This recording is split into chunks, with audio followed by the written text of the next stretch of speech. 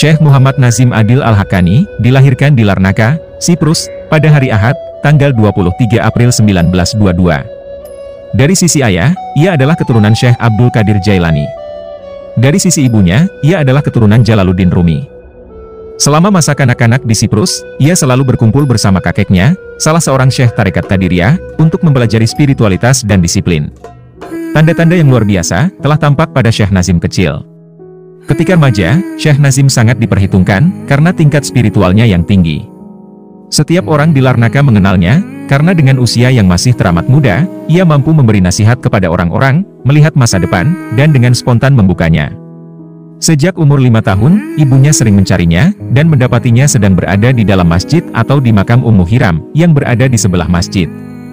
Ummu Hiram adalah salah satu sahabat Nabi Muhammad yang makamnya terdapat di Siprus. Banyak sekali peziarah yang datang ke sana, karena tertarik akan pemandangan sebuah batu yang tergantung di atas makam itu. Ketika ibunya mengajaknya pulang, ia berkata, "Biarkan aku di sini dengan Ummu Hiram, beliau adalah leluhur kita." Biasanya, Syekh Nazim terlihat sedang berbicara, mendengar, atau menjawab seperti sedang berdialog dengannya. Bila ada yang mengusiknya, ia akan berkata, "Biarkan aku berdialog dengan nenekku yang berada di makam ini."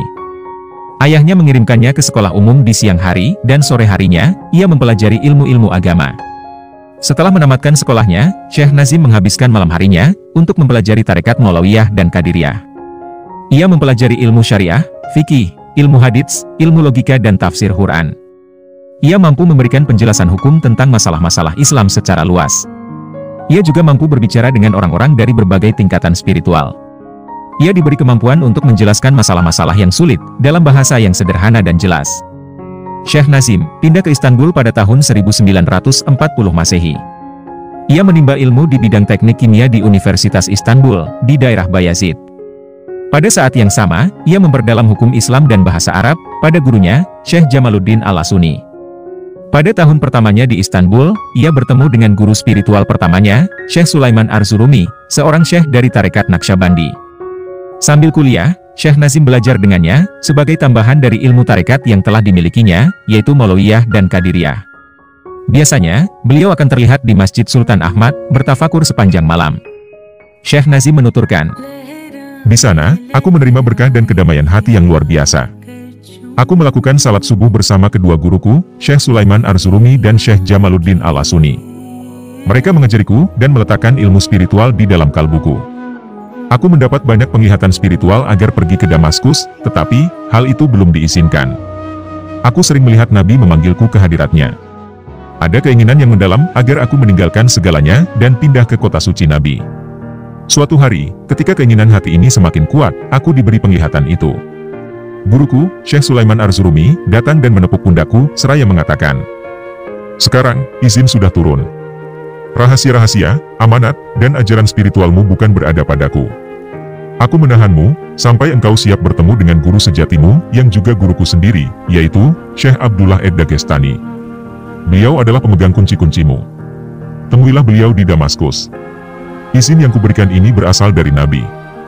Syekh Sulaiman Arzurumi, adalah salah satu dari 313 auliah tarekat Naqsyabandi, yang merepresentasikan 313 Rasul. Penglihatan itu pun berakhir. Aku mencari guruku untuk menceritakan pengalaman itu. 2 jam kemudian, aku melihat Syekh menuju masjid, aku berlari menghampirinya. Beliau membuka kedua tangannya dan berkata, 'Wahai anakku, apakah kau bahagia dengan penglihatan itu? Jangan tunda lagi, segeralah berangkat ke Damaskus.' Aku pun menyadari bahwa beliau juga telah mengetahui semuanya. Beliau bahkan tidak memberiku alamat atau informasi lainnya, kecuali sebuah nama, Syekh Abdullah Ed-Dagestani di Damaskus. Dari Istanbul ke Aleppo, aku naik kereta. Kemudian, aku menuju Hama, kota kuno. Aku berusaha untuk langsung menuju Damaskus, namun mustahil. Prancis yang saat itu menduduki Damaskus, sedang mempersiapkan diri dari serangan Inggris. Jadi, aku pergi ke Homs, di mana terdapat makam Khalid bin Walid, sahabat Nabi di sana. Ketika aku masuk ke dalam masjid untuk salat, seorang pelayan mendatangiku dan berkata, 'Aku bermimpi tadi malam, Nabi mendatangiku. Beliau mengatakan, salah satu cucuku akan datang esok hari. Jagalah dia demi aku.' Beliau memberi petunjuk bagaimana ciri-ciri cucunya, yang sekarang aku lihat semua tanda-tandanya pada dirimu. Ia memberiku sebuah kamar di dalam masjid itu. Aku tinggal selama setahun di sana. Aku tidak pernah keluar kecuali untuk salat dan duduk ditemani oleh dua ulama Homs yang mumpuni. Mereka mengajar bacaan Al-Quran, tafsir, fikih dan tradisi-tradisi Islam. Di sana, aku juga mengikuti pelajaran-pelajaran dari dua orang Syekh Naqsyabandi, yaitu Syekh Abdul Jalil Murad dan Syekh Said As-Subai.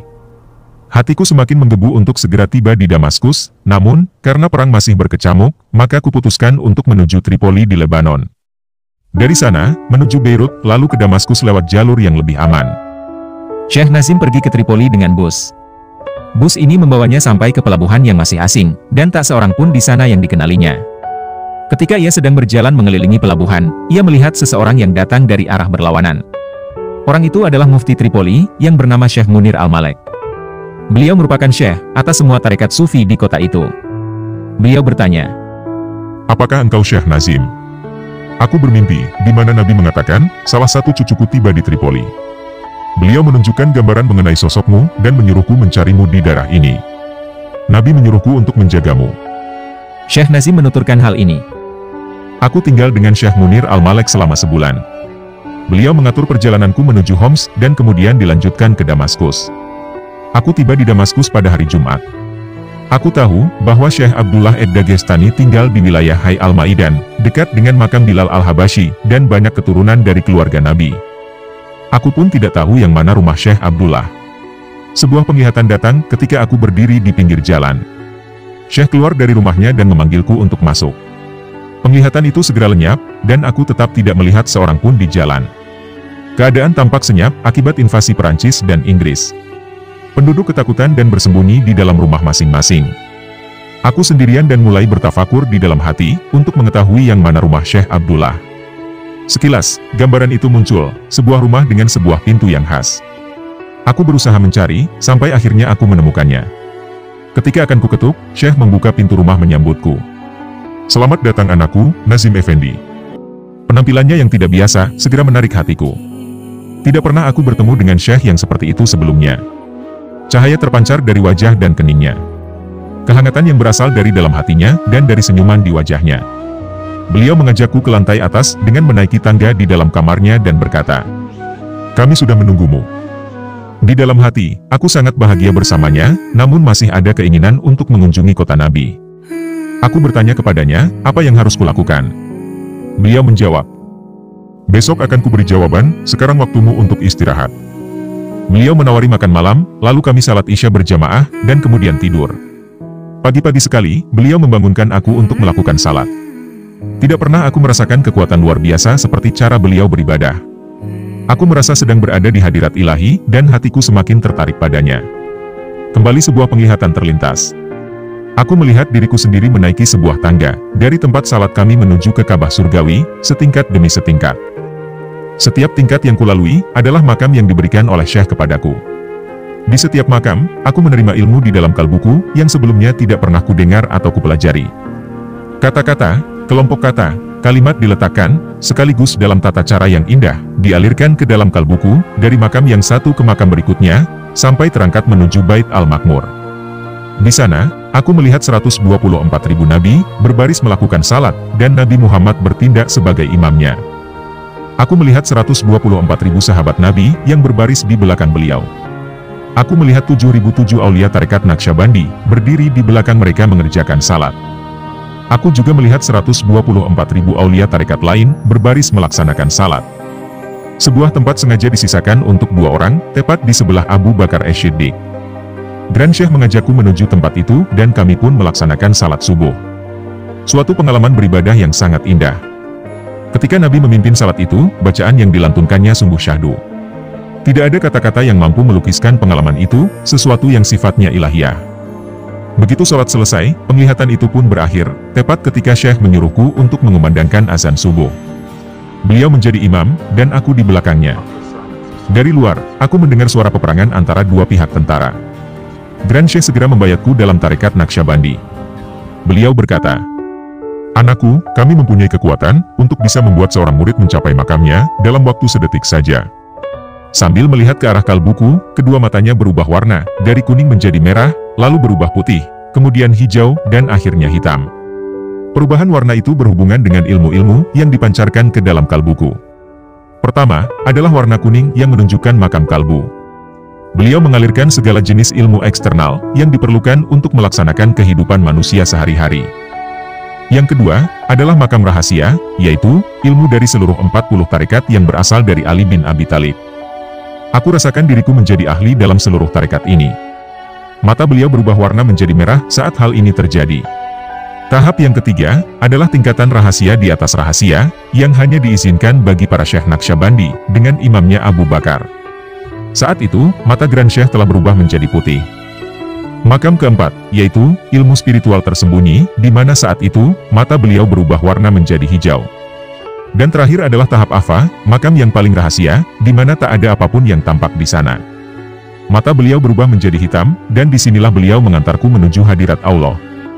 Kemudian, Grand Syekh mengembalikan aku pada kondisi semula. Rasa cintaku pada Grand Syekh begitu meluap, sehingga tidak terbayangkan bila harus berjauhan dengannya.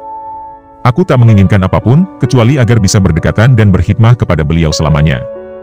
Namun, perasaan damai itu terasa bagaikan disambar petir, badai dan tornado. Ujian yang sungguh luar biasa dan membuatku putus asa, ketika kemudian beliau mengatakan, "Anakku, orang-orang membutuhkanmu. Aku telah cukup memberimu untuk saat ini. Pergilah ke Siprus hari ini juga."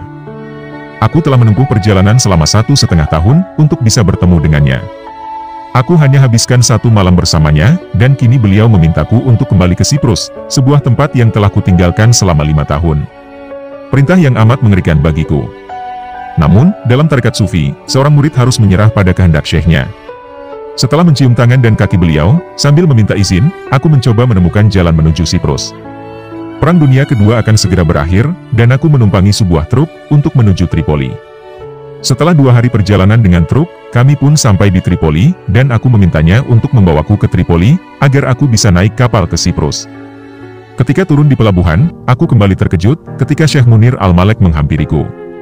Beliau berkata, "Cinta macam apakah yang dimiliki kakekmu padamu? Nabi datang lagi lewat mimpiku dan mengatakan, cucuku Nazim akan segera tiba, jagalah dia." Aku tinggal bersama Syekh Munir selama 3 hari. Aku memintanya untuk mengatur perjalananku sampai ke Siprus. Beliau telah berusaha, namun karena keadaan perang dan minimnya bahan bakar, maka hal itu sangat mustahil. Akhirnya, hanya ada sebuah perahu. Syekh Munir pun membayar sejumlah uang kepada pemilik perahu untuk membawaku. Kami berlayar selama 7 hari, agar sampai ke Siprus, yang biasanya hanya memakan waktu 2 hari saja, dengan perahu bermotor. Segera setelah sampai di daratan Siprus, penglihatan spiritual terlintas dalam hatiku. Aku merasa, Grand Syekh Abdullah Ad-Dagestani mengatakan kepadaku, "Wahai anakku, tidak seorang pun mampu menahanmu membawa amanatku. Engkau telah banyak mendengar dan menerima. Mulai detik ini, aku akan selalu dapat terlihat olehmu. Setiap kali kau arahkan kalbumu kepadaku, aku akan selalu berada di sana. Segala pertanyaan yang kau ajukan akan dijawab langsung dari hadirat ilahi. Segala tingkatan spiritual yang ingin kau capai, akan dianugerahkan kepadamu, karena kepasrahan dirimu sepenuhnya. Semua aulia puas denganmu, Nabi pun bahagia terhadap dirimu." Ketika hal itu terjadi, aku merasakan Syekh ada di sisiku, dan sejak saat itu, beliau tidak pernah meninggalkan aku. Beliau selalu berada di sampingku. Syekh Nazim mulai menyebarkan bimbingan spiritual dan mengajar agama Islam di Siprus. Banyak murid yang mendatangi beliau dan menerima tarekat Naqsyabandi. Namun sayang, waktu itu semua agama dilarang di Turki, dan karena beliau berada di dalam komunitas orang-orang Turki di Siprus, agama pun dilarang di sana. Bahkan, mengumandangkan azan pun tidak diperbolehkan. Langkahnya yang pertama adalah menuju masjid di tempat kelahirannya, dan mengumandangkan azan di sana. Akibatnya, ia segera dimasukkan ke dalam penjara selama seminggu. Setelah dibebaskan, Syekh Nazim pergi ke masjid besar di Nikosia, dan mengumandangkan azan di menaranya. Hal itu membuat para pejabat marah, dan ia dituntut atas pelanggaran hukum. Sambil menunggu sidang, Syekh Nazim terus mengumandangkan azan di menara-menara masjid di seluruh Nikosia. Sehingga, tuntutannya pun terus bertambah. Ada 114 kasus yang menunggunya. Pengacara menasihatinya untuk berhenti melakukan azan, namun, Syekh Nazim mengatakan, "Tidak, aku tidak bisa berhenti. Orang-orang harus mendengar panggilan untuk sholat." Hari persidangan tiba. Jika tuntutan 114 kasus itu terbukti, ia bisa dihukum 100 tahun penjara. Pada hari yang sama, hasil pemilu diumumkan di Turki. Seorang pria bernama Adnan Menderes dicalonkan untuk berkuasa. Langkah pertamanya ketika terpilih menjadi presiden, adalah membuka seluruh masjid dan mengizinkan azan dikumandangkan dalam bahasa Arab. Itulah keajaiban Syekh Nazim. Inilah sepenggal kisah perjalanan Syekh Nazim, sebagai Grand Syekh ke-40, dalam silsilah emas Grand Syekh Tarekat Naqsyabandi. Masih banyak lagi kisah-kisah pendakwahannya, yang diiringi serta dengan keajaiban-keajaibannya. Dari Siprus inilah, Tarekat Naqsyabandi terus menyebar ke seluruh Eropa dan Amerika, hingga ke seluruh belahan negara di dunia.